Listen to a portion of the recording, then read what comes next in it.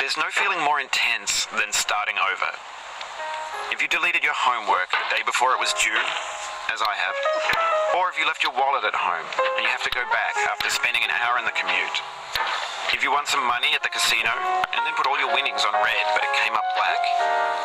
If you got your best shirt dry cleaned before a wedding and then immediately dropped food on it. If you won an argument with a friend and then later discovered that they just returned to their original view. Starting over is harder than starting up. If you're not ready for that, like if you've already had a bad day, then what you're about to go through might be too much. Feel free to go away and come back. I'll be here. Alright, thanks for coming with me on this trip. I'll understand if you have to take a break at any point. Just find a safe place to stop and quit the game. Don't worry, I'll save your progress, always, even your mistakes. This game is a homage to a free game that came out in 2002 titled Sexy Hiking. The author of that game was Jazzuo, a mysterious Czech designer who was known at the time as the father of B games.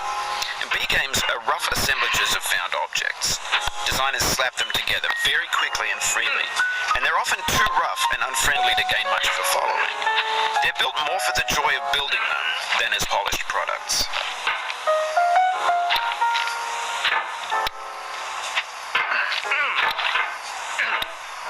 In a certain way, Sexy Hiking is the perfect embodiment of a B game. It's built almost entirely out of found and recycled parts, and it's one of the most unusual and unfriendly games of its time. In it, your task is simply to drag yourself up a mountain with a hammer. And that act of climbing, in the digital world or in real life, has certain essential properties that give the game its flavor. No amount of forward progress is guaranteed. Some cliffs are too sheer or too slippery, and the player is constantly, unremittingly in danger of falling and losing everything. Anyway, when you start Sexy Hiking, you're standing next to this dead tree that blocks the way to the entire rest of the game. It might take you an hour to get over that tree, and a lot of people never got past it. You prod and you poke at it, exploring the limits of your reach and your strength, trying to find a way up and over. And there's a sense of truth in that lack of compromise. Most obstacles in video game worlds are fake. You can be completely confident in your ability to get through them once you have the correct method or the correct equipment or just by spending enough time. In that sense, every pixelated obstacle in Sexy Hiking is real. The obstacles in Sexy Hiking are unyielding, and that makes the game uniquely frustrating. But I'm not sure Jazzuo intended to make a frustrating game. The frustration is just essential to the act of climbing, and it's authentic to the process of building a game about climbing. A funny thing happened to me as I was building this mountain. I'd have an idea for a new obstacle, and I'd build it, test it, and it would usually turn out to be unreasonably hard. Myself to make it easier. It already felt like my inability to get past a new obstacle was my fault as a player rather than as a builder. Imaginary mountains build themselves from our efforts to climb them, and it's our repeated attempts to reach the summit that turns those mountains into something real. When you're building a video game world, you're building with ideas, and that can be like working with quick rock. And at that point, you can't change the world, not without breaking it into pieces and starting fresh with new ideas.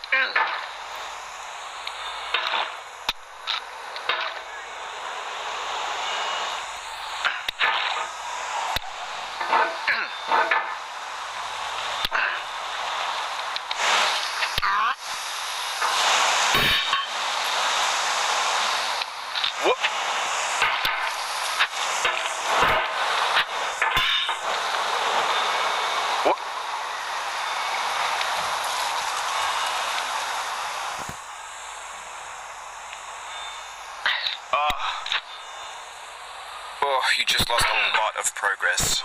That's a deep frustration, a real punch in the gut.